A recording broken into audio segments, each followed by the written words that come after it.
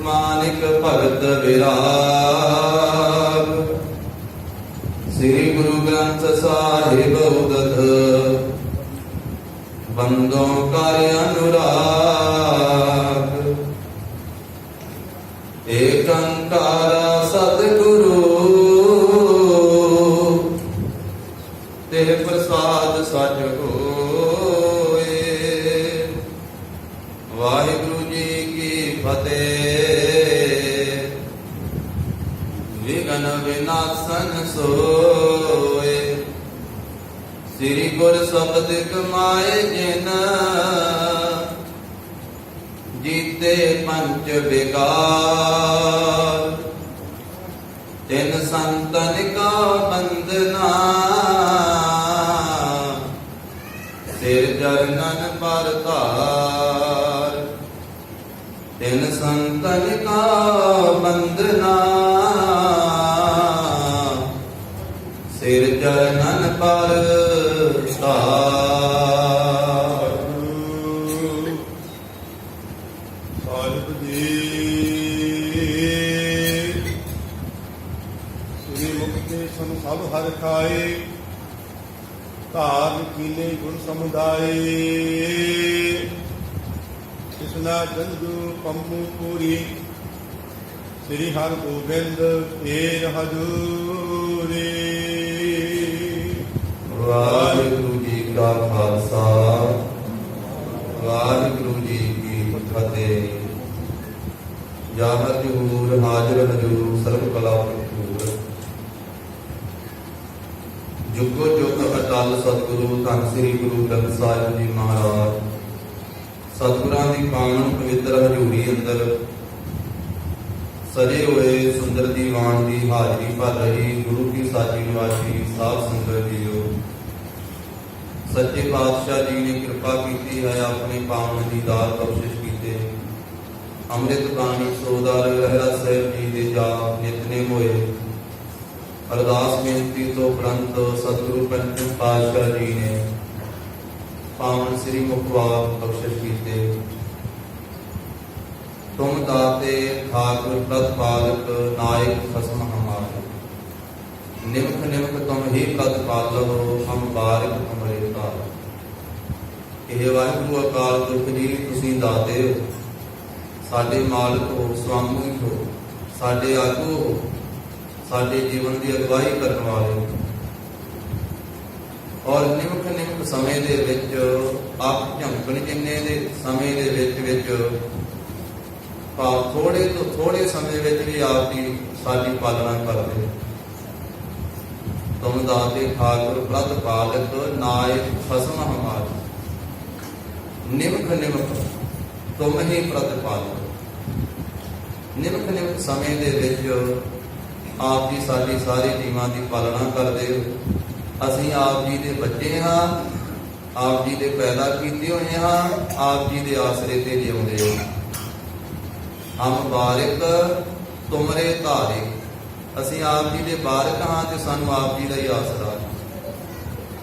ਜਿਹਵਾ ਏਕ ਕਮਨ ਗੁਣ ਕਰੀਏ। ਸਾਡੀ ਇੱਕ ਜਿਹਵਾ ਹੈ, ਇੱਕ ਜਿਹਵਾ ਦੇ ਨਾਲ ਅਨੇਕਾਂ ਗੁਣ ਅਸੀਂ ਕਿਵੇਂ ਕਹਿ ਸਕਦੇ ਹਾਂ। ਆਪ ਜੀ ਦੇ ਬੇਅੰਤ ਗੁਣ ਹਨ। ਬੇਅੰਤ ਗੁਣ ਤੇਰੇ ਕੇਤਕ ਕਾਮਾ ਰਾਮ।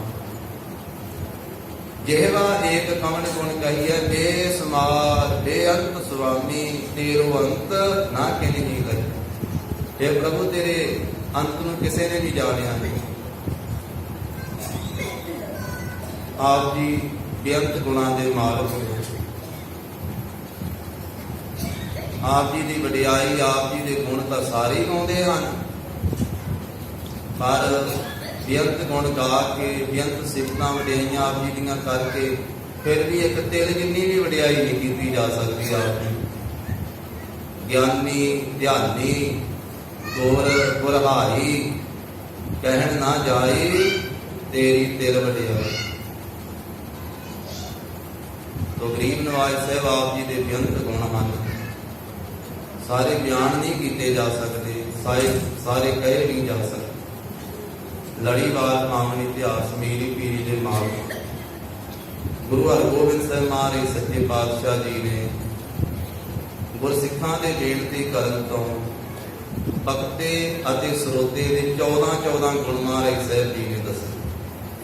ਆਖਿਆ ਕਥਾ ਕਰਨ ਵਾਲੇ ਦੇ ਵਿੱਚ ਵੀ ਇਹ 14 ਗੁਣ ਚਾਹੀਦੇ ਹਨ ਤੇ ਕਥਾ ਸੁਣਨ ਵਾਲੇ ਦੇ ਵਿੱਚ ਵੀ ਇਹ 14 ਗੁਣ ਚਾਹੀਦੇ ਹਨ, ਤਾਂ ਜੋ ਮਹਾਨ ਅੰਮ੍ਰਿਤ ਰੂਪ ਇਹ ਸ਼ਬਦ ਦਾ ਖਜ਼ਾਨਾ ਹੈ, ਇਹਦਾ ਗਿਆਨ ਸਰੋਤੇ ਨੂੰ ਅਤੇ ਭਗਤੇ ਨੂੰ ਛੇਤੀ ਪ੍ਰਾਪਤ ਹੋਵੇਗਾ ਜੇ ਇਹਨਾਂ ਗੁਣਾਂ ਦਾ ਧਾਰਨੀ ਹੋਵੇਗਾ।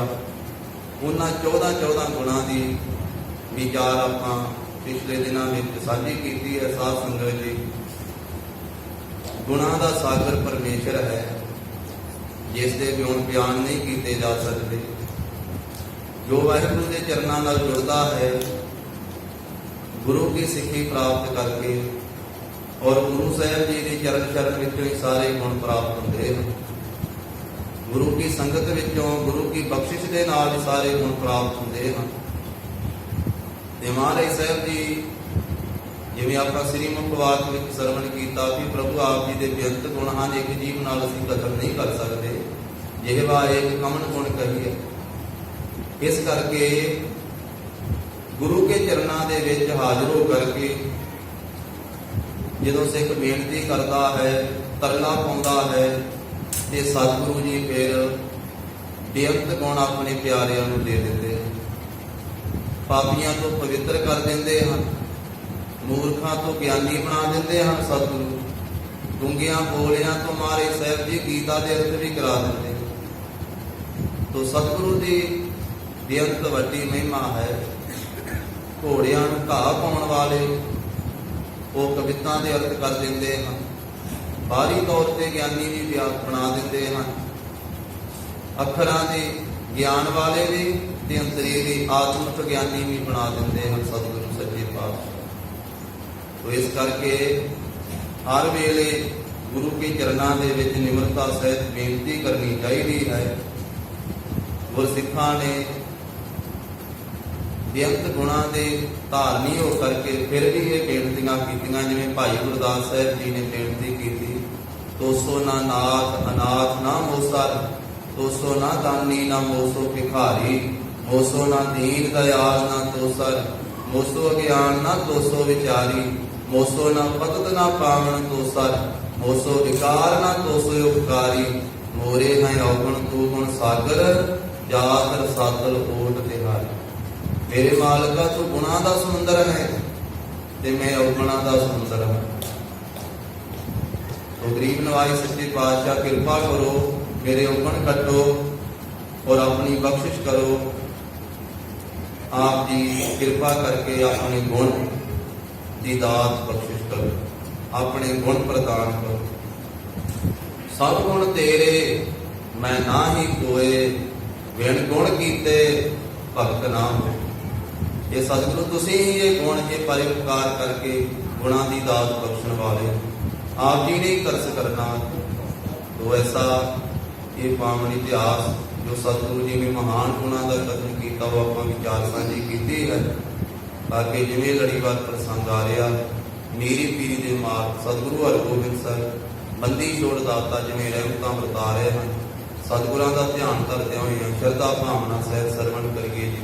ਉਚਾਰਨ ਕਰੋ ਜੀ, ਸਤਿਨਾਮ ਸ੍ਰੀ ਵਾਹਿਗੁਰੂ ਸਾਹਿਬ ਜੀ। ਸਤਿਨਾਮ ਸ੍ਰੀ ਵਾਹਿਗੁਰੂ ਸਾਹਿਬ ਜੀ। ਸ੍ਰੀ ਮੁਕਤੇ ਸੰ ਸਭ ਹਰਿ ਖਾਏ।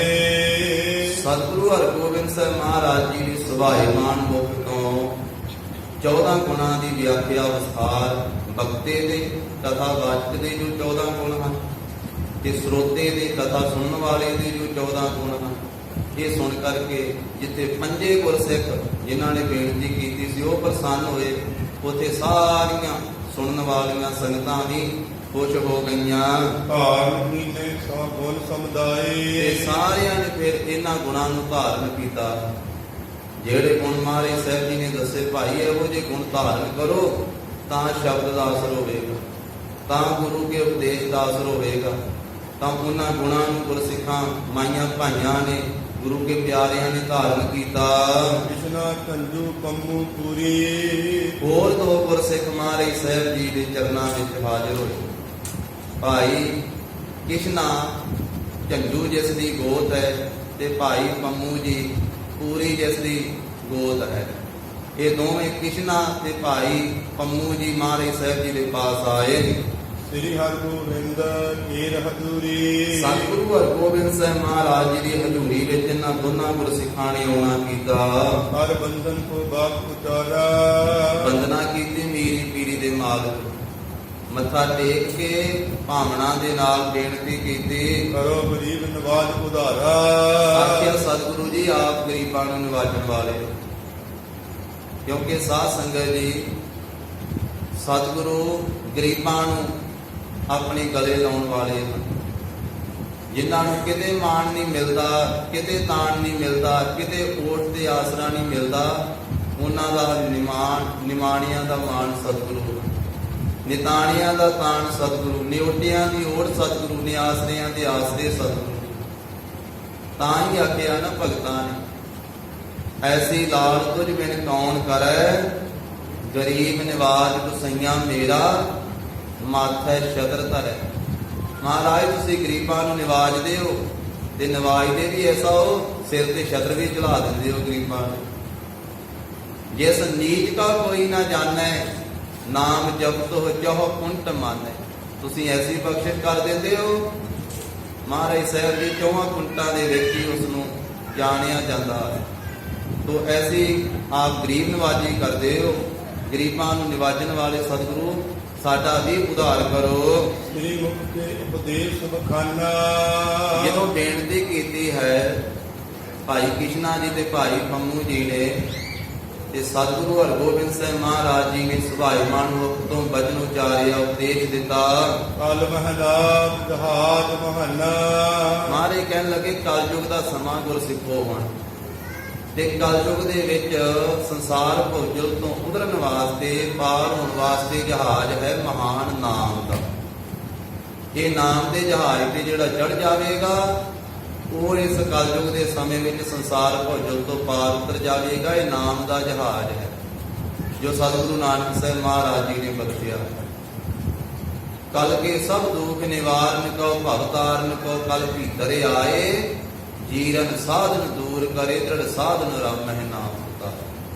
ਜਿਵੇਂ ਆਪਾਂ ਤੁਰਕੀ ਪਾਣੀ ਚੋਂ ਬਚਨ ਪੜ੍ਹਦੇ ਹਾਂ ਥਾਂ ਪਰ ਥਾਂ, ਕਲ ਮਹਿ ਇਹੋ ਮੁੰਨ ਗੁਣ ਗੋਬਿੰਦ ਗਾਏ। ਰਹਿਰਾ ਸਾਹਿਬ ਜੀ ਦੀ ਬਾਣੀ ਆਖਿਆ ਕਲਯੁਗ ਦੇ ਸਮੇਂ ਵਿੱਚ ਸਭ ਤੋਂ ਵੱਡਾ ਪੁੰਨ ਕੀ ਹੈ?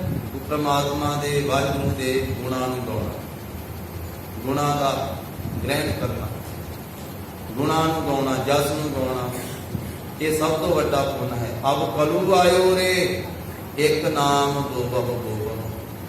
ਕਿਉਂਕਿ ਜਿਹੜੀ ਰੁੱਤ ਹੋਵੇ ਉਹ ਬੀਜ ਬੀਜਿਆ ਜਾਵੇ ਤੇ ਉਗਦਾ ਫਲਦਾ ਫੁੱਲਦਾ ਹੈ। ਮਹਾਰਾਜ ਕਹਿੰਦੇ ਕਲਯੁਗ ਦੇ ਸਮੇਂ ਦੀ ਰੁੱਤ ਹੈ ਕਿ ਹੁਣ ਨਾਮ ਦਾ ਬੀਜ ਬੀਜਣ ਦੀ ਰੁੱਤ ਹੈ। ਇੱਕ ਨਾਮ ਦਾ ਬੀਜ ਭਾਈ ਬੀਜ ਲਵੋ, ਇਹ ਕਲਯੁਗ ਦੀ ਰੁੱਤ ਹੈ। ਤੋ ਸਤਿਗੁਰੂ ਜੀ ਕਹਿੰਦੇ ਰੁੱਤ ਹੋਰ ਹੋਵੇ ਤੇ ਬੀਜ ਹੋਰ ਹੀ ਰੁੱਤ ਦਾ ਬੀਜਿਆ ਜਾਵੇ ਤਾਂ ਉਹ ਉਗਦਾ ਵੀ ਨਹੀਂ ਹੈ। ਤੇ ਸਗੋਂ ਜਿਹੜਾ ਮੂਲ ਹੁੰਦਾ ਹੈ ਨਾ, ਜਿਹੜਾ ਬੀਜ ਪਾਇਆ ਹੁੰਦਾ ਹੈ, ਉਹ ਵੀ ਗਲ ਸੜ ਜਾਂਦਾ, ਕਿਉਂਕਿ ਰੁੱਤ ਨਹੀਂ ਉਹਦੀ, ਰੁੱਤ ਦੇ ਨਾਲ ਬੀਜ ਉਗਦਾ।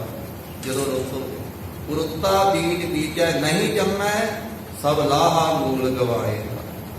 ਰੁੱਤ ਮਾਰੇ ਕਹਿੰਦੇ ਕਲਯੁਗ ਦੀ ਹੈ, ਸਮਾਂ ਕਲਯੁਗ ਦਾ ਹੈ, ਇਸ ਕਰਕੇ ਇਹਦੇ ਵਿੱਚ ਨਾਮ ਦਾ ਬੀਜ ਬੀਜਣਾ ਇਹੀ ਲਾਭਦਾਇਕ। ਤਾਂ ਹੀ ਆਖਿਆ ਅਨਰੂਤ ਨਾਹੀ ਨਾਹੀ ਮਤ ਭਰਮ ਭੁੱਲਹੁ ਭੁੱਲਹੁ। ਹੋਰ ਰੁੱਤ ਨਹੀਂ ਹੈ, ਰੁੱਤ ਕਲਯੁਗ ਦੀ ਹੈ, ਇਸ ਕਰਕੇ ਨਾਮ ਤੇ ਬੀਜ ਬੀਜਣ ਦੀ ਰੁੱਤ ਹੈ। ਤਮਾਰੇ ਕਹਿੰਦੇ ਕਲਯੁਗ ਦੇ ਸਮੇਂ ਦੇ ਵਿੱਚ ਇਹ ਨਾਮ ਹੀ ਜਹਾਜ਼ ਹੈ ਸੰਸਾਰ ਕੋ ਜੁਦੋਂ ਪਾਰ ਕਰਨ ਵਾਸਤੇ। ਸ਼ਬਦ ਪਠਨ ਕੀਤਾ ਅਭਿਆਸ। ਤੇ ਸ਼ਬਦ ਨੂੰ ਪੜ੍ਹਿਆ ਕਰੋ ਗੁਰਸਿੱਖੋ, ਸ਼ਬਦ ਨੂੰ ਸੁਣਿਆ ਕਰੋ, ਸ਼ਬਦ ਦਾ ਅਭਿਆਸ ਕਰਿਆ ਕਰੋ। ਜੋ ਸ਼ਬਦ ਨੂੰ ਪੜ੍ਹਨਾ ਹੈ ਤੇ ਸ਼ਬਦ ਦਾ ਅਭਿਆਸ ਕਰਨਾ ਹੈ, ਇਹੀ ਜਹਾਜ਼ ਤੇ ਚੜ੍ਹਨਾ ਹੈ। ਇਹ ਨਾਮ ਦੇ ਜਹਾਜ਼। ਸ਼ਬਦ ਨੂੰ ਪੜ੍ਹੋ ਤੇ ਸ਼ਬਦ ਦਾ ਅਭਿਆਸ ਕਰੋ। ਕਦਹੁ ਜਹਾਤ ਨਾਮ ਸੁਖ ਰਾਸ ਮਾਰੇ ਕਹਿੰਦੇ ਨਾਮ ਰੂਪੀ ਜੋ ਸੁੱਖਾਂ ਦੀ ਪੂੰਜੀ ਹੈ ਨਾ, ਇਸ ਨੂੰ ਲੈ ਕਰਕੇ ਨਾਮ ਦੇ ਜਹਾਜ਼ ਤੇ ਚੜ ਜਾਓ, ਸੰਸਾਰ ਕੋ ਜੁਗ ਤੋਂ ਪਾਰ ਹੋ ਜਾਓ। ਜਿਵੇਂ ਆਪਾਂ ਅਰਦਾਸ ਤੋਂ ਬਾਅਦ ਦੋਹਰੇ ਵਿੱਚ ਵੀ ਪੜ੍ਹਦੇ ਹਾਂ, ਵਾਹਿਗੁਰੂ ਨਾਮ ਜਹਾਜ਼ ਹੈ, ਚੜ੍ਹੈ ਸੋ ਉਤਰੈ ਪਾਰ। ਜੋ ਸ਼ਰਧਾ ਕਰ ਸੇਵਦੇ, ਗੁਰ ਪਾਰਿ ਉਤਾਰਨਹਾਰ। ਜਹਾਜ਼ ਤੇ ਜਿਹੜਾ ਚੜ੍ਹੇਗਾ ਉਹ ਪਾਰ ਉਤਰੇਗਾ, ਜਿਹੜਾ ਜਹਾਜ਼ ਤੇ ਚੜ੍ਹਿਆ ਨਹੀਂ, ਪਾਸੇ ਖਲੋਤਾ ਹੈ, ਉਹਨੇ ਤਾਂ ਪਾਰ ਨਹੀਂ ਹੋਣਾ। ਜਹਾਜ਼ ਦੇ ਵਿੱਚ ਚੜ੍ਹਨਾ ਪੈਣਾ ਜਿਹਨੇ ਪਾਰ ਹੋਣਾ। ਇਸ ਕਰਕੇ ਆਖਿਆ ਚੜ੍ਹੈ ਸੋ ਉਤਰੈ ਪਾਰ। ਜਿਹੜਾ ਚੜ੍ਹੇਗਾ ਉਹ ਪਾਰ ਉਤਰੇਗਾ। ਚੜ੍ਹਨਾ ਕਿਵੇਂ ਹੈ? ਜੋ ਸ਼ਰਧਾ ਕਰ ਸੇਵਦੇ, ਜਿਹੜਾ ਸ਼ਰਧਾ ਧਾਰਨ ਕਰਕੇ ਸ਼ਬਦ ਨੂੰ ਪੜ੍ਹਨਾ, ਸੁਣਨਾ, ਵਿਚਾਰਨਾ, ਹਿਰਦੇ ਵਸਾਉਣਾ ਹੈ, ਇਹੀ ਜਹਾਜ਼ ਤੇ ਚੜ੍ਹਨਾ। ਗੁਰ ਪਾਰਿ ਉਤਾਰਨਹਾਰ। ਫਿਰ ਗੁਰੂ ਸਾਹਿਬ ਜੀ ਇਸ ਜਹਾਜ਼ ਤੇ ਮਲਾਹ ਹਨ। ਗੁਰੂ ਦਾ ਸ਼ਬਦ ਗੁਰੂ ਰੂਪ ਹੈ, ਗੁਰੂ ਹੀ ਜਹਾਜ਼ ਹੈ। ਜੇ ਨਾਮ ਜਹਾਜ਼ ਹੈ, ਬਾਣੀ ਜਹਾਜ਼ ਹੈ, ਇਹਦਾ ਭਾਵ ਗੁਰੂ ਹੀ ਜਹਾਜ਼ ਹੈ। ਤੇ ਫਿਰ ਜਹਾਜ਼ ਨੂੰ ਚਲਾਉਣ ਵਾਲਾ ਮਲਾਹ ਹੁੰਦਾ ਹੈ, ਤੇ ਗੁਰੂ ਸਾਹਿਬ ਹੀ ਮਲਾਹ ਹਨ। ਭੱਟ ਸਾਹਿਬਾਂ ਦੇ ਵਚਨ ਹਨ ਧੁਰਕੀ ਬਾਣੀ ਦੇ ਕਿ ਭਾਈ ਇਸ ਜਹਾਜ਼ ਤੋਂ ਬਿਨਾਂ ਕਿਸੇ ਤੋਂ ਪਾਰ ਨਹੀਂ ਹੋਇਆ ਜਾਣਾ ਸੰਸਾਰ ਸਮੁੰਦਰ। ਜਿਹੜਾ ਇਸ ਜਹਾਜ਼ ਤੇ ਨਾ ਚੜਿਆ, ਭਾਵ ਗੁਰੂ ਵਾਲਾ ਨਾ ਬਣਿਆ, ਜਿਸ ਨੇ ਸ਼ਬਦ ਨਾ ਪ੍ਰਾਪਤ ਕੀਤਾ, ਨਾਮ ਨਾ ਜਪਿਆ, ਉਹ ਪਾਰ ਨਹੀਂ ਹੋ ਸਕਦਾ, ਕਿਉਂਕਿ ਪਾਰ ਗੁਰੂ ਜੀ ਨੇ ਕਰਨਾ। ਗੁਰ ਜਹਾਜ਼ ਖੇਵਟ ਗੁਰੂ, ਗੁਰ ਜਹਾਜ਼ ਖੇਵਟ ਗੁਰੂ, ਗੁਰ ਜਹਾਜ਼ ਖੇਵਟ ਗੁਰੂ, ਗੁਰ ਜਹਾਜ਼ ਖੇਵਟ ਗੁਰੂ, ਗੁਰ ਜਹਾਜ਼ ਖੇਵਟ ਗੁਰੂ, ਗੁਰ ਜਹਾਜ਼ ਖੇਵਟ ਗੁਰੂ, ਗੁਰ ਜਹਾਜ਼ ਖੇਵਟ ਗੁਰੂ, ਗੁਰ ਜਹਾਜ਼ ਖੇਵਟ ਗੁਰੂ। ਗੁਰ ਬਿਨ ਤਰਿਆ ਨਾ ਕੋਇ, ਗੁਰ ਬਿਨ ਤਰਿਆ ਨਾ ਕੋਇ, ਗੁਰ ਬਿਨ ਤਰਿਆ ਨਾ ਕੋਇ, ਗੁਰ ਬਿਨ ਤਰਿਆ ਨਾ ਕੋਇ। ਗੁਰ ਜਹਾਜ਼ ਖੇਵਟ ਗੁਰੂ। ਖੇਵਟ ਕਹਿੰਦੇ ਮਲਾਹ। ਭੱਟ ਸਾਹਿਬ ਕਹਿੰਦੇ ਗੁਰੂ ਹੀ ਜਹਾਜ਼ ਹੈ ਤੇ ਗੁਰੂ ਸਾਹਿਬ ਹੀ ਮਲਾਹ। ਤੇ ਗੁਰੂ ਤੋਂ ਬਿਨਾ ਕੋਈ ਤਰਿਆ ਨਹੀਂ। ਗੁਰੂ ਸਾਹਿਬ ਮਲਾਹ ਹੀ ਕਿਹੜਾ ਬੰਨੇ ਲਾਉਂਦੇ ਨੇ। ਇਸ ਕਰਕੇ ਗਰੀਬ ਨਵਾਜ਼ ਕਹਿੰਦੇ ਹਨ, ਸ਼ਬਦ ਨੂੰ ਪੜੋ, ਸ਼ਬਦ ਦਾ ਅਭਿਆਸ ਕਰੋ, ਇਹ ਜਹਾਜ਼ ਦੇ ਉੱਤੇ ਚੜ੍ਹਨਾ ਹੈ। ਸ਼ਬਦ ਸੁਣ ਕਰ ਦੋਨੋਂ ਬਹੁਤ ਉਚਾਰੇ। ਫਿਰ ਇਹ ਬਚਨ ਗੁਰੂ ਜੀ ਦਾ ਸੁਣ ਕਰਕੇ ਦੋਨਾਂ ਨੇ ਬੇਨਤੀ ਕੀਤੀ, ਭਾਈ ਕ੍ਰਿਸ਼ਨਾ ਜੀ ਤੇ ਭਾਈ ਪੰਮੂ ਜੀ ਨੇ। ਇੱਕ ਸਿੱਖ ਪਛਨ ਸਰਵਨ ਕੋ ਧਾਰੇ। ਆਖਿਆ ਮਹਾਰਾਜ, ਸਿੱਖ ਪੜ੍ਹਦੇ ਆ ਸ਼ਬਦ ਨੂੰ, ਪਰ ਇੱਕ ਤਾਂ ਐਸੇ ਸਿੱਖ ਆ ਜੋ ਸ਼ਬਦ ਨੂੰ ਪੜ੍ਹਦੇ ਹਨ, ਸ਼ਬਦ ਨੂੰ ਸੁਣਦੇ ਹਨ ਤੇ ਆਪਣੇ ਹਿਰਦੇ ਵਿੱਚ ਧਾਰਨ ਕਰਦੇ ਹਨ ਉਪਦੇਸ਼ ਨੂੰ। ਕੋਟੇ ਕਰਮ ਤਿਆਗ ਕਰ ਦੇਤ। ਤੇ ਉਹ ਗੁਰੂ ਕੇ ਸਿੱਖ, ਆਪ ਜੀ ਦੇ ਸਿੱਖ, ਜੋ ਖੋਟੇ ਕਰਮ ਹਨ ਉਹਨਾਂ ਦਾ ਤਿਆਗ ਕਰ ਦਿੰਦੇ ਹਨ। ਸ਼ਬਦ ਨੂੰ ਪੜ੍ਹਦੇ ਆ ਪੜ੍ਹਦੇ, ਨਾਮ ਜਪਦੇ ਆ ਜਪਦੇ ਆ। ਜਦੋਂ ਸ਼ਬਦ ਨੂੰ ਪੜ੍ਹਦੇ ਹਨ, ਨਾਲੇ ਤਾਂ ਸ਼ਬਦ ਦਾ ਜਾਪ ਕਰਦੇ, ਅਭਿਆਸ ਕਰਦੇ, ਗੁਰਬਾਣੀ ਦਾ ਨਿਤਨੇਮ ਕਰਦੇ ਹਨ, ਤੇ ਨਾਲੇ ਸ਼ਬਦ ਨੂੰ ਪੜ੍ਹਦੇ ਆ, ਵਿਚਾਰਦੇ ਆ। ਜੋ ਸ਼ਬਦ ਦੇ ਵਿੱਚ ਸਿੱਖਿਆ ਹੈ ਉਹ ਆਪਣੇ ਅੰਦਰ ਧਾਰ ਲੈਂਦੇ ਆ, ਆਪਣੇ ਅੰਤਸ਼ਕਰਨ ਹਿਰਦੇ ਦੇ ਵਿੱਚ। ਫਿਰ ਸ਼ਬਦ ਦੇ ਵਿੱਚ ਜੋ ਦੱਸਿਆ ਹੈ ਕਿ ਇਹਨਾਂ ਗੁਣਾਂ ਨੂੰ ਧਾਰਨ ਕਰ ਤੇ ਇਹਨਾਂ ਔਗੁਣਾਂ ਨੂੰ ਤਿਆਗ, ਤੇ ਉਹਨਾਂ ਗੁਣਾਂ ਨੂੰ ਧਾਰਨ ਕਰ ਲੈਂਦੇ ਹਨ ਆਪ ਜੀ ਦੇ ਗੁਰਸਿੱਖ। ਉਹਨਾਂ ਔਗੁਣਾਂ ਨੂੰ ਤਿਆਗਣ ਵਾਲਿਆਂ ਨੂੰ ਤਿਆਗ ਦਿੰਦੇ ਆ। ਜੋ ਵੀ ਗੁਰਬਾਣੀ ਦੇ ਵਿੱਚ ਮਹਾਰਾਜ ਸਾਹਿਬ ਜੀ ਆਪ ਜੀ ਦੱਸਿਆ ਹੈ, ਤਾਂ ਉਹਨਾਂ ਖੋਟੇ ਕਰਮਾਂ ਨੂੰ ਆਪ ਜੀ ਦੇ ਪਿਆਰੇ ਸਿੱਖ ਤਿਆਗ ਦਿੰਦੇ ਹਨ। ਇੱਕ ਪਦ ਕਰ ਧਾਰਨ ਕਰ ਲੇਤ। ਪਰ ਮਹਾਰਾਜ ਇੱਕ ਐਸੇ ਵੀ ਸਿੱਖ ਹਨ, ਉਹ ਸ਼ਬਦ ਵੀ ਪੜ੍ਹੇ ਜਾਂਦੇ ਪਰ ਔਗੁਣਾਂ ਨੂੰ ਵੀ ਧਾਰਨ ਕਰੀ ਰੱਖਦੇ, ਔਗੁਣਾਂ ਨੂੰ ਤਿਆਗਦੇ। ਜੋ ਕੋਈ ਸ਼ਬਦ ਕਹਿੰਦਾ ਹੈ, ਸ਼ਬਦ ਪੜ੍ਹਦੇ ਵੀ ਆ, ਸ਼ਬਦ ਨੂੰ ਵਾਰ-ਵਾਰ ਜਪਦੇ ਵੀ ਹਨ, ਪਰ ਉਹ ਜਿਹੜੇ ਔਗਣ ਦੱਸੇ ਆ ਤਿਆਗਣ ਜੋ ਉਹਨਾਂ ਨੂੰ ਅੰਦਰ ਧਾਰਨ ਕਰਕੇ ਰੱਖਦੇ ਹਨ। ਕਲਹ ਪਰਸਪਰ ਅਦੁਕ ਵਿਰੋਧ। ਤੇ ਫਿਰ ਆਪਸ ਵਿੱਚ ਪਰਸਪਰ ਵਿਰੋਧ ਵੀ ਬਹੁਤ ਕਰਦੇ ਆ ਸਿੱਖ ਮਾਰ। ਸ਼ਬਦ ਵੀ ਪੜ੍ਹਦੇ ਆ, ਆਪਸ ਦੇ ਵਿੱਚ ਵਿਰੋਧ ਵੀ ਕਰਦੇ ਆ, ਝਗੜਦੇ ਵੀ ਆ, ਲੜਾਈ ਵੀ ਕਰਦੇ ਆ। ਹੈ ਇੱਕੋ ਹੀ ਸ਼ਬਦ ਨੂੰ ਵਿਚਾਰਨ ਵਾਲੇ ਮਾਰ, ਇੱਕੋ ਹੀ ਬਾਣੀ ਪੜ੍ਹਨ ਵਾਲੇ, ਇੱਕੋ ਹੀ ਸ਼ਬਦ ਨੂੰ ਵਿਚਾਰਨ ਵਾਲੇ, ਤੇ ਆਪਸ ਦੇ ਵਿੱਚ ਝਗੜਾ ਵੀ ਹੁੰਦਾ ਰਹਿੰਦਾ ਹੈ, ਝਗੜਾ ਰਗੜਾ ਚੱਲਦਾ ਹੀ ਰਹਿੰਦਾ। ਫਿਰ ਆਪਸ ਵਿੱਚ ਪਰਸਪਰ ਵਿਰੋਧ ਵੀ ਬਹੁਤ ਕਰਦੇ ਆ ਸਿੱਖ ਮਾਰ। ਸ਼ਬਦ ਵੀ ਪੜ੍ਹਦੇ ਆ, ਆਪਸ ਦੇ ਵਿੱਚ ਵਿਰੋਧ ਵੀ ਕਰਦੇ ਆ, ਝਗੜਦੇ ਵੀ ਆ, ਲੜਾਈ ਵੀ ਕਰਦੇ ਆ। ਹੈ ਇੱਕੋ ਹੀ ਸ਼ਬਦ ਨੂੰ ਵਿਚਾਰਨ ਵਾਲੇ, ਇੱਕੋ ਹੀ ਸ਼ਬਦ ਨੂੰ ਵਿਚਾਰਨ ਵਾਲੇ, ਤੇ ਆਪਸ ਦੇ ਵਿੱਚ ਝਗੜਾ ਵੀ ਹੁੰਦਾ ਰਹਿੰਦਾ ਹੈ, ਝਗੜਾ ਰਗੜਾ ਚੱਲਦਾ ਹੀ ਰਹਿੰਦਾ। ਤੇ ਆਪਸ ਦੇ ਵਿੱਚ ਵੈਰ ਵਿਰੋਧ ਵੀ ਕਰਦੇ ਰਹਿੰਦੇ ਹਨ ਸਿੱਖ। ਪਾਹਨ ਰੇਖਨਾ ਜਗ ਹੈ ਕ੍ਰੋਧ। ਤੇ ਮਹਾਰਾਜ ਇਸ ਪ੍ਰਕਾਰ ਦੀ ਹੈ ਹਾਲਤ ਕਿ ਪੱਥਰ ਦੀ ਲੀਕ ਦੀ ਤਰ੍ਹਾਂ ਵਿਰੋਧ ਤਿਆਗਦੇ ਹੀ ਨਹੀਂ। ਭਾਈ ਗੁਰਦਾਸ ਸਾਹਿਬ ਜੀ ਨੇ ਦੋ ਤਰ੍ਹਾਂ ਦਾ ਦੱਸਿਆ ਹੈ ਸੁਭਾਅ ਆਪਣੇ ਕਵਿਤ ਸਵਈਆਂ ਵਿੱਚ। ਕਹਿੰਦੇ ਵੀ ਇੱਕ ਤਾਂ ਗੁਰਮੁਖਾਂ ਦਾ ਐਸਾ ਸੁਭਾਅ ਹੈ, ਜੇ ਲੜਾਈ ਝਗੜਾ ਹੋ ਜਾਵੇ, ਕੋਈ ਵੀ ਵੱਧ ਘੱਟ ਗੱਲਬਾਤ ਹੋ ਜਾਵੇ, ਤਾਂ ਕਹਿੰਦੇ ਵੀ ਉਹਨਾਂ ਦਾ ਵਿਰੋਧ ਇਸ ਤਰ੍ਹਾਂ ਦਾ ਹੈ ਵੀ ਜਦੋਂ ਝਗੜੇ ਤੇ ਨਾਲ ਹੀ ਉਸ ਤੋਂ ਬਾਅਦ ਫਿਰ ਸੁਲ੍ਹਾ ਸਫਾਈ, ਰਾਜੀ ਬਾਜੀ, ਤੇ ਉਹ ਜਿਵੇਂ ਪਾਣੀ ਤੇ ਲਕੀਰ ਖਿੱਚੀਏ ਤੇ ਨਾਲ ਹੀ ਮਿਟ ਜਾਂਦੀ ਹੈ। ਕਹਿੰਦੇ ਇੰਨਾ ਚਿਰ ਹੁੰਦਾ, ਉਹ ਗੁੱਸਾ ਆਇਆ, ਉਬਾਲਾ ਆਇਆ, ਝਗੜਾ ਹੋਇਆ ਤੇ ਬਾਅਦ ਵਿੱਚ ਨਾਲ ਹੀ ਉਹ ਪਾਣੀ ਦੀ ਲਕੀਰ ਜਿਵੇਂ ਮਿਟ ਜਾਂਦੀ, ਇਸ ਤਰ੍ਹਾਂ ਮਿਟ ਜਾਂਦਾ ਉਹਨਾਂ ਦਾ ਝਗੜਾ। ਉਹ ਪੱਕੀ ਅੰਦਰ ਵੈਰ ਵਿਰੋਧੀ ਗੰਢ ਨਹੀਂ ਬੰਨ ਲੈਂਦੇ ਕਿ ਅਸੀਂ ਇਹ ਝਗੜਾ ਕੀਤਾ ਹੈ ਤੇ ਹੁਣ ਇਸ ਚੀਜ਼ ਦਾ ਮੈਂ ਬਦਲਾ ਲਵਾਂਗਾ, ਉਹ ਬਦਲੇ ਦੀ ਭਾਵਨਾ ਨਹੀਂ ਰੱਖਦੇ। ਤੇ ਕਹਿੰਦੇ ਦੂਸਰਾ ਇਸ ਤਰ੍ਹਾਂ ਦਾ ਸੁਭਾਅ ਹੈ, ਉਹ ਪੱਥਰ ਤੇ ਲਕੀਰ ਦੀ ਤਰ੍ਹਾਂ ਹੈ ਕਿ ਜਿਵੇਂ ਪੱਥਰ ਦੇ ਉੱਤੇ ਲਕੀਰ ਮਾਰੀ ਜਾਵੇ, ਫਿਰ ਉੱਤੇ ਲਕੀਰ ਮਾਰਨ ਲੱਗਿਆਂ ਵੀ ਉਹ ਸਖਤੀ ਨਾਲ ਵੱਜੇ ਤੇ ਫਿਰ ਜਿਹੜੀ ਪੱਥਰ ਦੀ ਲਕੀਰ ਹੈ ਉਹ ਮਿਟਦੀ ਨਹੀਂ, ਉਹ ਪੱਕੀ ਰਹਿੰਦੀ ਹੈ। ਕਹਿੰਦੇ ਇਸ ਤਰ੍ਹਾਂ ਦਾ ਵੀ ਸੁਭਾਅ ਹੈ ਕਈਆਂ ਦਾ ਵੀ ਉਹ ਫਿਰ ਪੱਕਾ ਹੀ ਵੈਰ ਵਿਰੋਧ ਦੀ ਗੰਢ ਹੀ ਬੰਨ ਲੈਂਦੇ ਵੀ ਇਹ ਮੇਰਾ ਦੁਸ਼ਮਣ ਹੀ ਬਣ ਗਿਆ। ਤੋ ਇਸ ਤਰੀਕੇ ਦੇ ਨਾਲ ਇੱਥੇ ਬੇਨਤੀ ਸਿੱਖ ਕਰ ਰਹੇ ਮਹਾਰਾਜ ਵੀ ਸਿੱਖ ਸ਼ਬਦ ਪੜ੍ਹਦੇ ਵੀ ਆ ਕਈ, ਤੇ ਉਹ ਆਪਣੇ ਅੰਦਰ ਔਗਣ ਵੀ ਧਾਰਨ ਕਰ ਲੈਂਦੇ ਹਨ ਤੇ ਇਸ ਤਰ੍ਹਾਂ ਵਿਰੋਧ ਤੇ ਇਸ ਤਰ੍ਹਾਂ ਗੁੱਸਾ ਧਾਰਨ ਕਰਕੇ ਝਗੜਦੇ ਆ ਤੇ ਪੱਥਰ ਦੇ ਲਕੀਰ ਦੀ ਤਰ੍ਹਾਂ ਉਹ ਆਪਣਾ ਵਿਰੋਧ ਨਹੀਂ ਮਿਟਾਉਂਦੇ ਹਨ। ਔਰ ਅਹੰਕਾਰ ਧਰਾ ਹਮ ਵੱਡੇ। ਤੇ ਹਿਰਦੇ ਵਿੱਚ ਹੰਕਾਰ ਧਾਰਨ ਕਰਦੇ ਆ ਕਿ ਅਸੀਂ ਵੱਡੇ ਹਾਂ, ਅਸੀਂ ਜ਼ਿਆਦਾ ਸ਼ਬਦ ਦਾ ਅਭਿਆਸ ਕਰਦੇ ਹਾਂ, ਅਸੀਂ ਜ਼ਿਆਦਾ ਸ਼ਬਦ ਦਾ ਗਿਆਨ ਰੱਖਦੇ ਹਾਂ, ਅਸੀਂ ਜ਼ਿਆਦਾ ਵਿਦਵਾਨ ਹਾਂ, ਅਸੀਂ ਜ਼ਿਆਦਾ ਸਮਝਵਾਨ ਹਾਂ, ਅਸੀਂ ਵੱਡੇ ਹਾਂ। ਇਹ ਵੱਡੇ ਪੁਣੇ ਦਾ ਹੰਕਾਰ ਵੀ ਹਿਰਦੇ ਵਿੱਚ ਰੱਖਦੇ ਹਨ। ਕਾਮ ਲੋਭ ਕਰ ਦਮ ਮਨ ਕੱਢੇ। ਕਾਮ ਦੇ ਵਿੱਚ ਵੀ, ਲੋਭ ਦੇ ਵਿੱਚ ਵੀ ਇੱਕ ਕਰਦਮ ਚਿੱਕੜ ਦਾ ਨਾਮ ਹੈ। ਕਾਮ ਤੇ ਲੋਭ ਰੂਪੀ ਚਿੱਕੜ ਦੇ ਵਿੱਚ ਉਹਨਾਂ ਦਾ ਮਨ ਮਹਾਰਾਜ ਜੀ ਗੱਡਿਆ ਹੀ ਰਹਿੰਦਾ। ਸ਼ਬਦ ਪੜ੍ਹਦੇ ਆ ਸਿੱਖ, ਪਰ ਮਹਾਰਾਜ ਸਾਹਿਬ ਜੀ ਕਾਮ ਦੇ ਚਿੱਕੜ ਚੋਂ ਨਹੀਂ ਨਿਕਲਦੇ, ਲੋਭ ਦੇ ਚਿੱਕੜ ਵਿੱਚੋਂ ਨਹੀਂ ਨਿਕਲਦੇ। ਮੋੜ ਨੂੰ ਵੀ ਚਿੱਕੜ ਆਖਿਆ ਮਹਾਰਾਜ ਨੇ, ਭਾਵ ਵਿਕਾਰ ਸਾਰੀ ਜਿੰਨੇ ਚਿੱਕੜ ਹਨ। ਤਾਂ ਇਹ ਸਾਰੇ ਵਿਕਾਰਾਂ ਰੂਪੀ ਚਿੱਕੜ ਦੇ ਵਿੱਚ ਮਨ ਉਹਨਾਂ ਦਾ ਖੁੱਭਾ ਰਹਿੰਦਾ। ਆਪਾਂ ਰਹਿਰਾ ਸਾਹਿਬ ਜੀ ਦੀ ਬਾਣੀ 'ਚ ਪੜ੍ਹਦੇ ਹਾਂ ਤਾਂ ਮਹਾਰਾਜ ਨੇ ਆਖਿਆ ਮੋਹ ਵੀ ਚਿੱਕੜ, ਪੰਕ ਜੋ ਮੋਹ ਪਗ ਨਹੀਂ ਚਾਲੈ, ਹਮ ਦੇਖਾ ਤਹ ਡੂਬੀ ਅਲੇ। ਧੰਨ ਗੁਰੂ ਨਾਨਕ ਸਾਹਿਬ ਮਹਾਰਾਜ ਕਹਿੰਦੇ ਅਸੀਂ ਵੇਖਿਆ ਲੋਕ ਡੁੱਬਦੇ ਮੋਹ ਦੇ ਚਿੱਕੜ ਦੇ ਵਿੱਚ, ਜਿੱਲਣ ਦੇ ਵਿੱਚ ਸੰਸਾਰ ਦੇ ਜੀਵਾਂ ਦੇ ਪੈਰ ਖੁੱਭ ਗਏ ਤੇ ਡੁੱਬਦੇ ਵੇਖਿਆ, ਸੰਸਾਰ ਨੂੰ ਡੁੱਬਦੇ ਮੋਹ ਦੇ ਚਿੱਕੜ ਵਿੱਚ ਡੁੱਬਿਆ ਪਿਆ। ਪੰਕ ਮੋਹ ਦੇ ਚਿੱਕੜ ਦੇ ਵਿੱਚ, ਗਾਰੇ ਦੇ ਵਿੱਚ ਪੈਰ, ਮਨ ਬੁੱਧ ਰੂਪੀ ਪੈਰ ਖੁੱਭੇ ਹੋਏ ਹਨ। ਹਮ ਦੇਖਾ ਤਾਂ ਡੂਬੀ ਹੈ। ਇਸ ਪ੍ਰਕਾਰ ਦੀ ਹਾਲਤ ਸਿੱਖ ਕਹਿੰਦੇ ਮਾਰੇ ਕਾਮ ਤੇ ਲੋਭ ਆਦਿਕ ਵਿਕਾਰਾਂ ਦੇ ਕਰਦਮ ਚਿੱਕੜ ਦੇ ਵਿੱਚ ਮਨ ਕਰਕੇ ਗੱਡੇ ਹੋਏ ਹਨ, ਡੁੱਬੇ ਹੋਏ ਹਨ ਸਿੱਖ।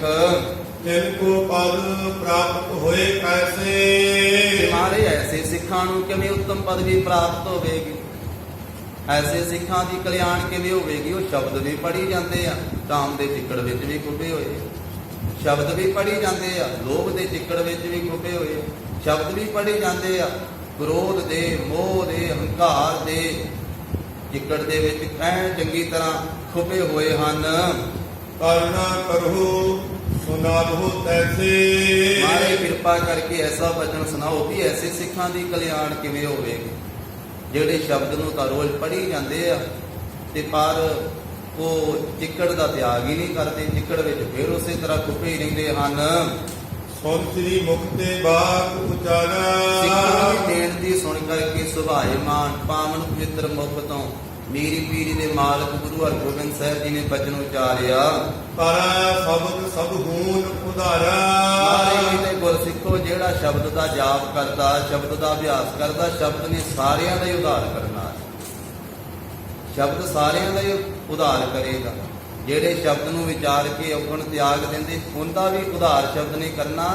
ਜਿਹੜੇ ਸ਼ਬਦ ਨੂੰ ਪੜ੍ਹਦੇ ਆ ਭਾਵੇਂ ਵਿਕਾਰਾਂ 'ਚ ਖੁੱਬੇ ਵੀ ਹਨ ਪਰ ਸਮਾਂ ਪਾ ਕਰਕੇ ਉਹਨਾਂ ਨੂੰ ਵੀ ਸ਼ਬਦ ਦੀ ਚੋਟ ਵੱਜੇਗੀ ਤੇ ਉਹਨਾਂ ਦਾ ਵੀ ਉਧਾਰ ਹੋ ਜਾਵੇ। ਸਮੇਂ ਦੇ ਨਾਲ ਉਹਨਾਂ ਦਾ ਵੀ ਸ਼ਬਦ ਦਾ ਜਾਪ ਕਰੀ ਜਾਣਾ। ਤੇ ਅੱਗੇ ਜਾ ਕੇ ਸਤਿਗੁਰੂ ਜੀ ਦੱਸਣਗੇ, ਸਾਰਾ ਖੁਲਾਸਾ ਕਰਨਗੇ। ਮਹਾਰਾਜ ਕਹਿੰਦੇ ਗੁਰਸਿੱਖੋ ਸ਼ਬਦ ਸਾਰਿਆਂ ਦਾ ਹੀ ਉਧਾਰ ਕਰਦਾ ਹੈ। ਸਮੇਂ ਪਾਏ ਕਰਕੇ ਕਲਿਆਣੇ। ਸਮਾਂ ਆਵੇਗਾ ਉਹਨਾਂ ਉੱਤੇ ਵੀ ਜਿਹੜੇ ਕਾਮ, ਕ੍ਰੋਧ, ਲੋਭ, ਮੋਹ, ਹੰਕਾਰ ਦੇ ਚਿੱਕੜ ਤੇ ਖੁੱਬੇ ਆ, ਉਹ ਸ਼ਬਦ ਦਾ ਜਾਪ ਨਾ ਛੱਡਣ। ਉਹ ਸ਼ਬਦ ਦਾ ਅਭਿਆਸ ਕਰੀ ਜਾਣ, ਸਤ ਸੰਗਤ ਕਰਨ, ਭਾਵਨਾ ਰੱਖਣ ਤੇ ਉਹਨਾਂ ਦਾ ਵੀ ਸਮਾਂ ਪਾ ਕੇ ਸ਼ਬਦ ਨੇ ਕਲਿਆਣ ਕਰ ਦੇਣੀ ਹੈ। ਪੜ੍ਹੋ ਸੁਣੋ ਸ਼ਬਦ ਥਾਨੇ। ਜਿਹੜੇ ਭਾਈ ਸ਼ਬਦ ਨੂੰ ਪੜ੍ਹਦੇ ਹਨ, ਸ਼ਬਦ ਨੂੰ ਸੁਣਦੇ ਹਨ, ਧਾਰਮਿਕ ਇਸੇ ਪ੍ਰਕਾਰ ਇਹ ਉੱਤਮ ਕਰਮ ਕਰਦੇ ਹਨ। ਪੜ੍ਹਨ ਤੇ ਸੁਣਨ ਵਾਲਾ ਜਿਨ੍ਹਾਂ ਨੇ ਧਾਰਨ ਕੀਤਾ ਹੈ। ਇੱਕ ਨਰ ਗਿਆਨ ਵੱਧਦੇ ਹੋਏ। ਮਹਾਰਾਜ ਕਹਿੰਦੇ ਦੋ ਤਰ੍ਹਾਂ ਦੇ ਹਨ। ਇੱਕ ਤੇ ਉਹ ਹਨ ਜਿਹੜੇ ਗਿਆਨਬੱਧ ਹੋ ਗਏ, ਭਾਵ ਜਿਨ੍ਹਾਂ ਨੇ ਸ਼ਬਦ ਨੂੰ ਪੜ੍ਹਿਆ ਵਿਚਾਰਿਆ ਤਾਂ ਹੈ, ਸ਼ਬਦ ਦੇ ਅੱਖਰੀ ਗਿਆਨ ਨੂੰ ਤਾਂ ਹਾਸਲ ਕਰ ਲਿਆ ਹੈ ਤੇ ਸੰਗਤ ਦੇ ਵਿੱਚ ਉਹ ਗਿਆਨਵਾਨ ਤੱਕ ਹੁੰਦੇ ਹਨ, ਕਥਾ ਵਾਰਤਾ ਤਾਂ ਕਰਦੇ ਹਨ। ਦਿਲ ਕੀ ਸ੍ਰੈ ਕਰਾ ਨਹਿ ਕੋਏ। ਪਰ ਉਹਨਾਂ ਗਿਆਨਬੱਧ ਜਿਹੜੇ ਹਨ, ਉਹਨਾਂ ਦੀ ਕਲਿਆਣ ਕੋਈ ਨਹੀਂ ਕਰ ਸਕਦਾ। ਉਹ ਕਿਵੇਂ? ਇਹ ਵੀ ਅੱਗੇ ਜਾ ਕੇ ਮਹਾਰਾਜ ਸਾਹਿਬ ਜੀ ਇਹ ਗਿਆਨਬੱਧ ਦੇ ਲੱਛਣ ਦੱਸਣਗੇ ਕਿ ਕਿਵੇਂ ਦੀ ਕਲਿਆਣ ਹੋਣੀ ਹੈ। ਸੁਨਹਿ ਸ਼ਬਦ ਦੇ ਨਰ ਅਗਿਆਨੀ। ਜਿਹੜੇ ਮਹਾਰਾਜ ਕਹਿੰਦੇ ਅਗਿਆਨੀ ਹੈ ਨਾ, ਅਗਿਆਨੀ ਉਹ ਜਦੋਂ ਸ਼ਬਦ ਨੂੰ ਆ ਕਰਕੇ ਸੁਣਨਗੇ ਭਾਵਨਾ ਦੇ ਨਾਲ, ਦਿਨ ਕੇ ਕਲਬਲ ਹੋਵਾ ਹਾਨੀ। ਤੇ ਉਹਨਾਂ ਦੇ ਪਾਪ ਜਿਹੜੇ ਹਨ ਛੇਤੀ ਨਾਸ ਹੋ ਜਾਣ। ਕਿਉਂਕਿ ਜਿੰਨਾ ਕਦੀ ਸ਼ਬਦ ਸੁਣਿਆ ਨਹੀਂ ਨਾ, ਜਿੰਨਾ ਕਦੀ ਸੰਗਤ ਕੀਤੀ ਨਹੀਂ, ਉਹ ਸੰਗਤ ਕਰਕੇ ਔਗਣਾ ਚ ਫਸਿਆ। ਜਦੋਂ ਉਹਨਾਂ ਨੂੰ ਸੰਗਤ ਮਿਲਦੀ ਹੈ ਤੇ ਉਹ ਫਿਰ ਬੜੀ ਭਾਵਨਾ ਨਾਲ ਸੰਗਤ ਵਿੱਚ ਆਉਂਦੇ ਨੇ। ਜਿਹੜੇ ਕਦੀ ਸੰਗਤ ਵਿੱਚ ਆਏ ਨਹੀਂ ਨਾ, ਉਹ ਫਿਰ ਉਹਨਾਂ ਦੇ ਮਨ ਵਿੱਚ ਭਾਵਨਾ ਤੇ ਡਰ ਵੀ ਹੁੰਦਾ ਹੈ ਕਿ ਅਸੀਂ ਤਾਂ ਪਾਪੀ ਹਾਂ, ਅਸੀਂ ਤੇ ਔਗਣਾ ਵਾਲੇ, ਅਸੀਂ ਤੇ ਬਹੁਤ ਮਾੜੇ ਕਰਮ ਕੀਤੇ ਆਪਣੇ ਜੀਵਨ 'ਚ, ਤੇ ਉਹਨਾਂ ਦਾ ਅੰਦਰ ਕੰਬਦਾ, ਡਰਦੇ ਹਨ ਭਾਵਨਾ ਨਾਲ। ਤੇ ਜਦੋਂ ਫਿਰ ਅੰਦਰ ਜਿਗਿਆਸਾ ਪੈਦਾ ਹੋ ਜਾਵੇ, ਭਾਵਨਾ ਪੈਦਾ ਹੋ ਜਾਵੇ, ਤਾਂ ਜਿਸ ਵੇਲੇ ਆ ਕਰਕੇ ਸ਼ਬਦ ਨੂੰ ਸੁਣਦੇ ਹਨ, ਜਗਿਆਸਾ ਕੋ ਪਾਏ ਅਗਾਰੇ। ਤੇ ਜਿਗਿਆਸਾ ਨੂੰ ਪਾ ਕਰਕੇ ਅੰਦਰ ਆਸਾ ਜਾਗੀ ਜਦੋਂ ਉਹਨਾਂ ਦੇ। ਕੁਸੰਗਤ ਕਰਕੇ ਕੇਸ ਕਟਾ ਦਿੱਤੇ, ਕੁਸੰਗਤ ਕਰਕੇ ਨਸ਼ਿਆਂ ਦੇ ਵਿੱਚ ਪੈ ਗਏ, ਨਸ਼ਈ ਬਣ ਗਏ, ਕੁਸੰਗਤ ਕਰਕੇ ਬਕਾਰੀ ਬਣ ਗਏ।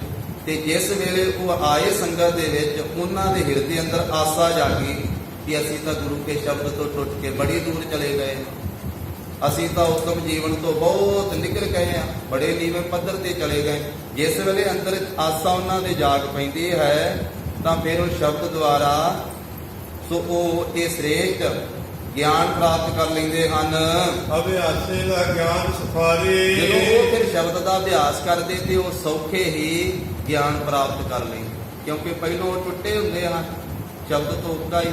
ਫਿਰ ਜਿਸ ਵੇਲੇ ਉਹਨਾਂ ਦੇ ਅੰਦਰ ਆਸਾ ਜਾਗਦੀ ਹੈ, ਤਾਂ ਫਿਰ ਬੜੀ ਦ੍ਰਿੜਤਾ ਦੇ ਨਾਲ ਉਹ ਸ਼ਬਦ ਦਾ ਜਾਪ ਕਰਦੇ, ਬੜੀ ਭਾਵਨਾ ਦੇ ਨਾਲ ਉਹ ਨਿਤਨੇਮ ਕਰਦੇ ਹਨ, ਬਾਣੀ ਪੜ੍ਹਦੇ ਹਨ, ਸੇਵਾ ਸਿਮਰਨ ਕਰਦੇ ਹਨ ਕਿ ਅਸੀਂ ਤਾਂ ਬੜਾ ਚਿਰ ਖੁੰਝੇ ਰਹੇ ਹਾਂ, ਅਸੀਂ ਤਾਂ ਟੁੱਟੇ ਰਹੇ ਹਾਂ, ਇਹ ਮੇਰੇ ਮਾਲਕਾ ਕਿਰਪਾ ਕਰ।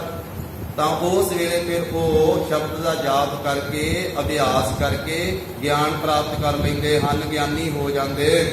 ਭਗਤਨ ਕੀ ਜਿਤ ਭਗਤੀ ਹੋਏ। ਉਹਨਾਂ ਦੇ ਅੰਦਰ ਫਿਰ ਭਗਤਾਂ ਵਾਲੀ ਜਿਹੜੀ ਭਗਤੀ ਉਹ ਦ੍ਰਿੜ ਹੋ ਜਾਂਦੀ। ਜਿਹੜੀ ਭਗਤ ਦੀ ਅਵਸਥਾ ਹੁੰਦੀ ਹੈ ਨਾ, ਭਗਤੀ ਕਰਨ ਵਾਲੇ ਦੀ, ਇਸ ਤਰ੍ਹਾਂ ਦੀ ਅਵਸਥਾ ਉਹਨਾਂ ਦੇ ਅੰਦਰ ਦ੍ਰਿੜ ਹੋ ਜਾਂਦੀ ਹੈ। ਗਿਆਨੀ ਗਿਆਨ ਤੋਂ ਗਾਡੂ ਦੋਏ। ਤੇ ਗਿਆਨੀਆਂ ਵਾਲਾ ਗਾੜਾ ਗਿਆਨ ਉਹਨਾਂ ਦੇ ਅੰਦਰ ਜਿਹੜਾ ਹੈ ਉਹ ਸਥਿਤ ਹੋ ਜਾਂਦਾ ਹੈ। ਜੋ ਨਰ ਪੜ੍ਹਾ ਮਾਨ ਕੇ ਕਾਰਨ। ਹੁਣ ਜਿਹੜਾ ਪਿੱਛੇ ਮਹਾਰਾਜ ਨੇ ਦੱਸਿਆ ਸੀ ਨਾ ਵੀ ਜਿਹੜੇ ਸ਼ਬਦ ਦੇ ਅਰਥ ਤਾਂ ਜਿਨ੍ਹਾਂ ਨੇ ਜਾਣ ਲਏ, ਪਰ ਭਾਵਨਾ ਤੋਂ ਸਖਣੇ ਹੋ ਗਏ, ਗਿਆਨ ਵੱਧ ਹੋ ਗਏ, ਇੱਕ ਇੱਕ ਪੰਕਤੀ ਦਾ, ਇੱਕ ਇੱਕ ਸ਼ਬਦ ਦਾ ਅਰਥ ਮਹਿਣਾ ਤੇ ਜਾਣ ਲਿਆ, ਪਰ ਕਾਹਦੇ ਵਾਸਤੇ ਸ਼ਬਦ ਪੜ੍ਹਦੇ ਹਨ? ਸੋ ਉਹ ਸਿਰਫ ਆਪਣੇ ਮਾਣ ਨੂੰ ਵਧਾਉਣ ਵਾਸਤੇ। ਜੋ ਨਰ ਪੜ੍ਹੈ ਮਾਨ ਕੇ ਕਾਰਨ।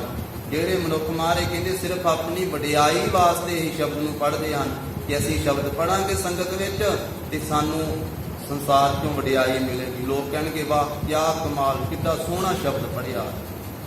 ਤਾਂ ਉਸ ਤਰੀਕੇ ਦੇ ਨਾਲ ਫਿਰ ਪੜ੍ਹਿਆ ਜਾਂਦਾ ਸ਼ਬਦ ਵੀ ਜਿਵੇਂ ਸੰਗਤ ਖੁਸ਼ ਹੋਵੇ।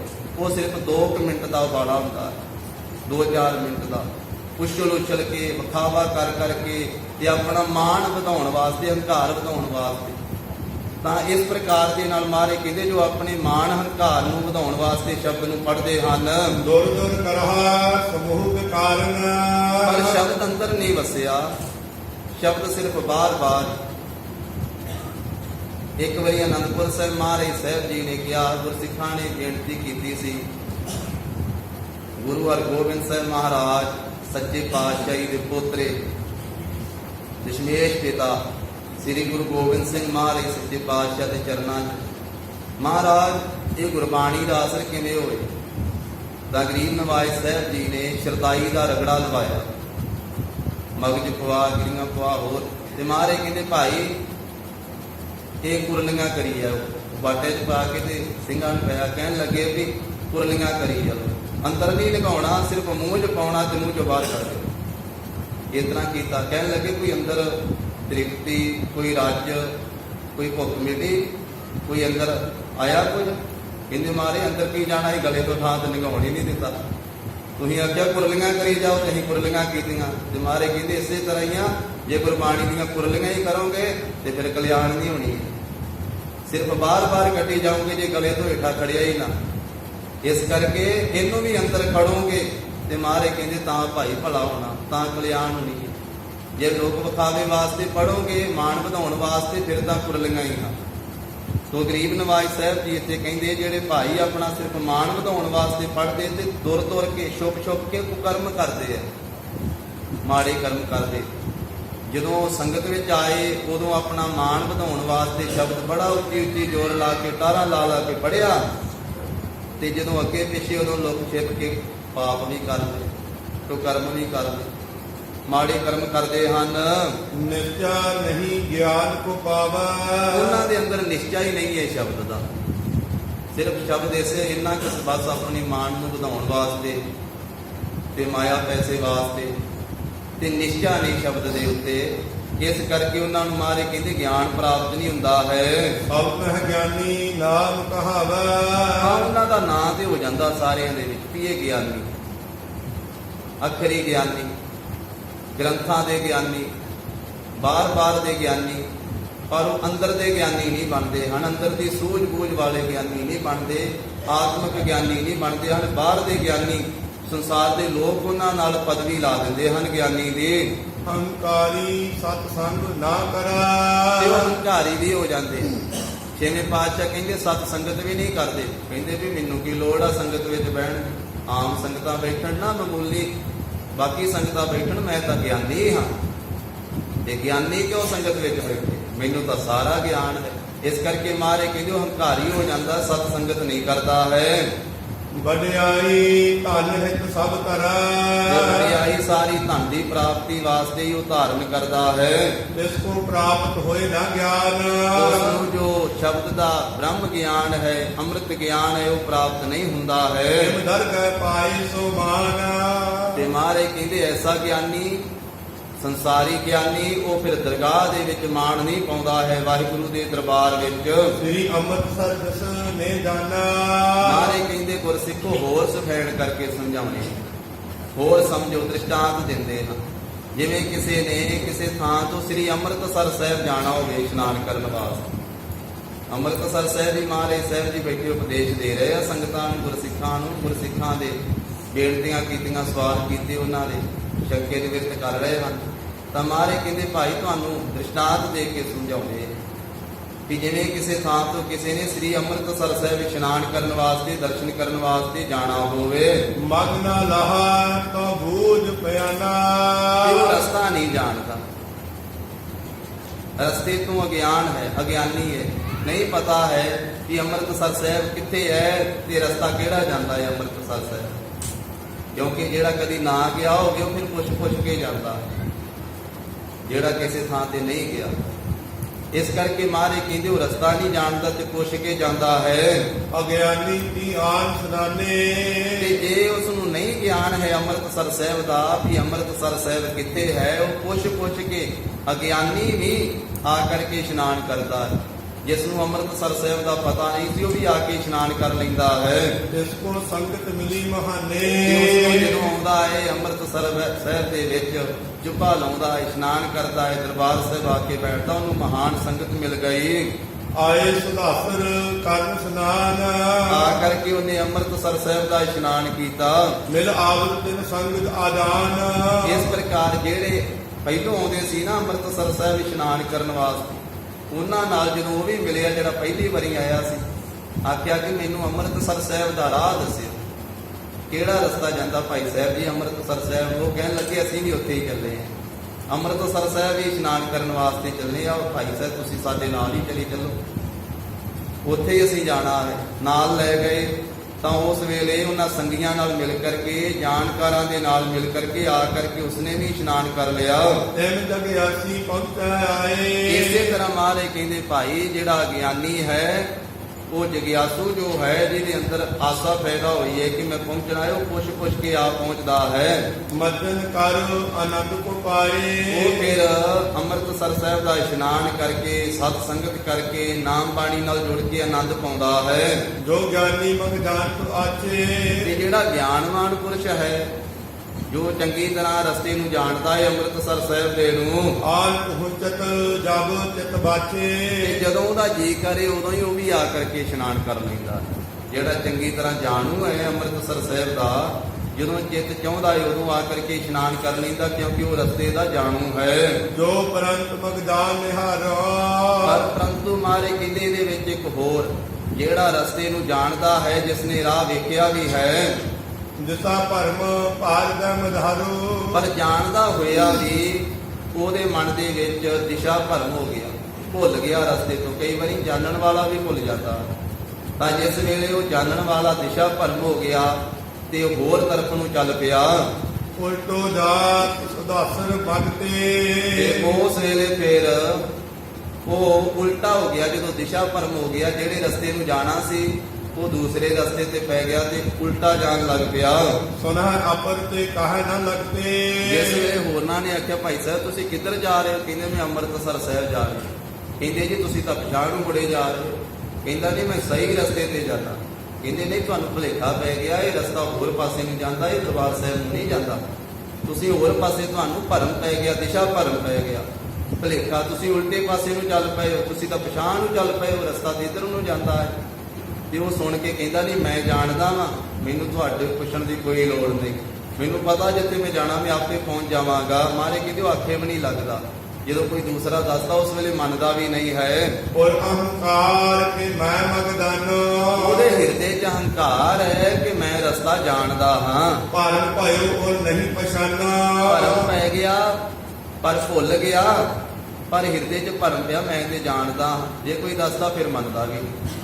ਕਹਿੰਦਾ ਮੈਂ ਕਿਉਂ ਮੰਨਾਂ, ਵੀ ਤੇਰੀ ਗੱਲ ਮੈਨੂੰ ਪਤਾ ਆਪਣੇ ਆਪ, ਮੈਨੂੰ ਮੰਨਣ ਦੀ ਲੋੜ ਹੀ, ਪੁੱਛਣ ਦੀ ਲੋੜ ਹੀ ਨਹੀਂ। ਇਸੇ ਤਰ੍ਹਾਂ ਮਾਰੇ ਕਹਿੰਦੇ ਭਾਈ ਗਿਆਨੀ ਵੀ ਭੁੱਲ ਕਰਕੇ ਭਰਮ ਵਿੱਚ ਪੈ ਜਾਂਦਾ ਹੈ ਕਿ ਮੈਂ ਤਾਂ ਪਰਮੇਸ਼ਰ ਦੇ ਰਾਹ ਨੂੰ ਜਾਣਦਾ ਹਾਂ, ਮੈਂ ਤਾਂ ਉਸ ਰਸਤੇ ਨੂੰ ਜਾਣਦਾ ਹਾਂ, ਪਰ ਉਹ ਭੁਲੇਖੇ ਵਿੱਚ ਪੈ ਕੇ ਉਲਟੇ ਪਾਸੇ ਨੂੰ ਤੁਰ ਪੈਂਦਾ ਹੈ। ਤਿਮ ਸੰਤਨ ਤੇ ਪੁੱਛਤ ਨਾਹੀ ਇਸੇ ਪ੍ਰਕਾਰ ਮਾਰੇ ਕਹਿੰਦੇ ਭਾਈ ਉਹ ਸੰਤਾਂ ਤੋਂ ਪੁੱਛਦਾ ਹੀ ਨਹੀਂ ਹੈ, ਪ੍ਰਭੂ ਦੇ ਪਿਆਰਿਆਂ ਤੋਂ, ਬੰਦਗੀ ਕਰਨ ਵਾਲਿਆਂ ਤੋਂ। ਮੈਂ ਸਭ ਪਠਿਓ ਲਖਾ ਮਨ ਬਾਹੀ ਆਪਣੇ ਮਨ 'ਚ ਜਾਣਦਾ ਮੈਂ ਸਭ ਗਿਆਨ ਪੜਿਆ ਹੋਇਆ ਹੈ, ਮੇਰੇ ਮਨ ਵਿੱਚ ਸਭ ਗ੍ਰੰਥਾਂ ਦਾ ਗਿਆਨ ਹੈ, ਸਭ ਸ਼ਾਸਤਰਾਂ ਦਾ ਗਿਆਨ ਹੈ। ਮੈਂ ਤਾਂ ਸ਼ਾਸਤਰ ਵੇਤਾ ਹਾਂ, ਮੈਂ ਤਾਂ ਗ੍ਰੰਥ ਪੜ੍ਹੇ ਹੋਏ ਤੇ ਪੜਾਉਣ ਵਾਲਾ ਹਾਂ, ਮੈਂ ਤਾਂ ਸਭ ਜਾਣਕਾਰ ਹਾਂ, ਮੈਨੂੰ ਕਿਸੇ ਮਹਾਤਮਾ ਤੋਂ ਪੁੱਛਣ ਦੀ ਕੀ ਲੋੜ, ਗਿਆਨ ਲੈਣ ਦੀ ਕੀ ਲੋੜ। ਮਾਰੇ ਕਹਿੰਦੇ ਉਹ ਇਸ ਤਰ੍ਹਾਂ ਉਹਦੇ ਮਨ ਵਿੱਚ ਭਰਮ ਪੈ ਜਾਂਦਾ ਹੈ, ਉਹ ਕਿਸੇ ਮਹਾਂਪੁਰਖ, ਕਿਸੇ ਗੁਰਸਿੱਖ ਦੀ ਸੰਗਤ ਹੀ ਨਹੀਂ ਕਰਦਾ ਹੈ, ਸੰਗਤ ਤੋਂ ਹੀ ਵਾਂਝਾ ਹੋ ਜਾਂਦਾ ਹੈ। ਨਹਿ ਸਤ ਸੰਗ ਕਰੈ ਮਨ ਮਾਨੀ ਮਨ ਵਿੱਚ ਮਾਨ ਧਾਰਨ ਕਰਕੇ, ਮਨ ਮਾਨੀ ਕਰਕੇ ਸਤ ਸੰਗਤ ਨਹੀਂ ਕਰਦਾ ਹੈ। ਸੋ ਕਬ ਹੋਏ ਨਹੀਂ ਬ੍ਰਹਮ ਗਿਆਨੀ ਮਾਰੇ ਕਹਿੰਦੇ ਉਹ ਅਖਰੀ ਗਿਆਨੀ ਰਹਿ ਜਾਂਦਾ, ਕਦੀ ਬ੍ਰਹਮ ਗਿਆਨੀ ਨਹੀਂ ਹੋ ਸਕਦਾ। ਉਹ ਬ੍ਰਹਮ ਗਿਆਨੀ, ਬ੍ਰਹਮ ਦਾ ਗਿਆਨ, ਪਰਮੇਸ਼ਰ ਦਾ ਗਿਆਨ ਉਹਨੂੰ ਨਹੀਂ ਹੋ ਸਕਦਾ। ਸ੍ਰੀ ਗੁਰ ਕਹਿਓ ਸਬਨ ਸਿੱਖ ਸੁਨਿਆ ਸਤਿਗੁਰੂ ਜੀ ਨੇ ਬਚਨ ਕਹੇ ਤੇ ਸਾਰੇ ਗੁਰਸਿੱਖਾਂ ਨੇ ਸੁਣੇ। ਸਰਦਾ ਧਾਰ ਨਵਰੀ ਹੋਏ ਮੰਨਿਆ ਸ਼ਰਧਾ ਧਾਰਨ ਕਰਕੇ ਤਾਂ ਨਿਮਰਤਾ ਦੇ ਸਹਿਤ ਹੋ ਕਰਕੇ ਗੁਰਸਿੱਖਾਂ ਨੇ ਗੁਰੂ ਸਾਹਿਬ ਜੀ ਦੇ ਬਚਨ ਮੰਨੇ। ਜਿਵੇਂ ਮਹਾਰਾਜ ਨੇ ਦੱਸਿਆ ਕਿ ਗਿਆਨਵਾਨ ਜਿਹੜਾ ਹੰਕਾਰੀ ਹੋ ਜਾਂਦਾ ਹੈ, ਉਹ ਪ੍ਰਭੂ ਦੇ ਗਿਆਨ ਤੋਂ ਸਖਣਾ ਰਹਿ ਜਾਂਦਾ ਹੈ। ਜਿਹੜਾ ਗਿਆਨਵਾਨ ਉਹ ਕਰਕੇ ਵੀ ਨਿਮਰਤਾ ਧਾਰਨ ਕਰਦਾ ਹੈ, ਸਤ ਸੰਗਤ ਕਰਦਾ ਹੈ, ਮਹਾਤਮਾ ਦੇ ਨਾਲ ਮੇਲ ਰੱਖਦਾ ਹੈ, ਗੁਰਸਿੱਖਾਂ ਦੇ ਨਾਲ ਮੇਲ ਮਿਲਾਪ ਕਰਦਾ ਹੈ, ਉਹ ਵੀ ਸੰਸਾਰ ਭੋਜਲ ਤੋਂ ਪਾਰ ਹੋ ਜਾਂਦਾ ਹੈ। ਜਿਹੜਾ ਅਗਿਆਨੀ ਆਪਣੇ ਅੰਦਰ ਜਗਿਆਸਾ ਧਾਰਨ ਕਰਕੇ ਸਤ ਸੰਗਤ ਵਿੱਚ ਆਉਂਦਾ ਹੈ, ਉਹਦਾ ਵੀ ਜੀਵਨ ਦਾ ਜ਼ਿੰਦਗੀ ਦਾ ਬੇੜਾ ਪਾਰ ਹੋ ਜਾਂਦਾ ਹੈ। ਜੋ ਅੰਮ੍ਰਿਤ ਵੇਲੇ ਦੀ ਕਥਾ ਲੜੀਵਾਰ ਸ੍ਰੀ ਗੁਰੂ ਗ੍ਰੰਥ ਸਾਹਿਬ ਮਹਾਰਾਜ ਜੀ ਦੀ ਚੱਲ ਰਹੀ ਹੈ ਸਾਧ ਸੰਗਤ ਜੀ, ਬਾਬਾ ਫਰੀਦ ਸਾਹਿਬ ਜੀ ਦੇ ਸ਼ਲੋਕਾਂ ਦੀ। ਅੱਜ ਦਾ ਜੋ ਸ਼ਲੋਕ ਆਇਆ ਸੀ ਅੰਮ੍ਰਿਤ ਵੇਲੇ, ਉਹਦਾ ਭਾਵ ਵੀ ਇਸੇ ਬਚਨ ਦੇ ਨਾਲ ਮੇਲ ਖਾਂਦਾ ਹੈ। ਬਾਬਾ ਫਰੀਦ ਸਾਹਿਬ ਜੀ ਨੇ ਆਖਿਆ, ਜਿਹੜੀ ਫਸਲ ਪਾਣੀ ਨੇ ਮਾਰ ਦਿੱਤੀ ਉਹ ਹਰੀ ਨਹੀਂ ਹੁੰਦੀ, ਸੋਕੇ ਦੀ ਮਾਰੀ ਹੋਈ ਹਰੀ ਹੋ ਜਾਂਦੀ, ਪਰ ਜਿਹਨੂੰ ਪਾਣੀ ਨੇ ਮਾਰ ਦਿੱਤਾ ਨਾ, ਉਹਨੂੰ ਬਾਅਦ ਚ ਜਿੰਨੀਆਂ ਮਰਜ਼ੀ ਹੋਰ ਪਾਣੀ ਦਈਏ, ਜਿੰਨੀਆਂ ਮਰਜ਼ੀਆਂ ਕੰਢਿਓ ਕੰਢੀ ਖੇਤ ਵੱਟਾਂ ਤੇ ਭਰ ਦਈਏ ਪਾਣੀ ਦੇ ਨਾਲ, ਟੁੱਟੀਆਂ ਲਵਾਈਏ ਫਸਲ ਨੂੰ, ਜਿਹਨੂੰ ਮਾਰਿਆ ਹੀ ਪਾਣੀ ਨੇ ਹੈ ਉਹਨੂੰ ਫਿਰ ਹਰਿਆ ਕਿੰਨੇ ਕਰਨਾ। ਗਿਆਨ ਤਾਂ ਜੀਵਨ ਦਿੰਦਾ ਹੈ, ਪਰ ਜਿਸ ਨੂੰ ਗਿਆਨ ਮਾਰ ਦਵੇ ਉਹਨੂੰ ਜ਼ਿੰਦਗੀ ਕਿੰਨੇ ਦੇਣੀ। ਸਤ ਸੰਗਤ ਤਾਂ ਜੀਵਨ ਦਿੰਦੀ ਹੈ, ਜਿਹੜਾ ਸੰਗਤ ਵਿੱਚ ਆ ਕੇ ਵਿਗੜ ਜਾਵੇ ਉਹ ਕਿਵੇਂ ਸੁਧਰੇਗਾ।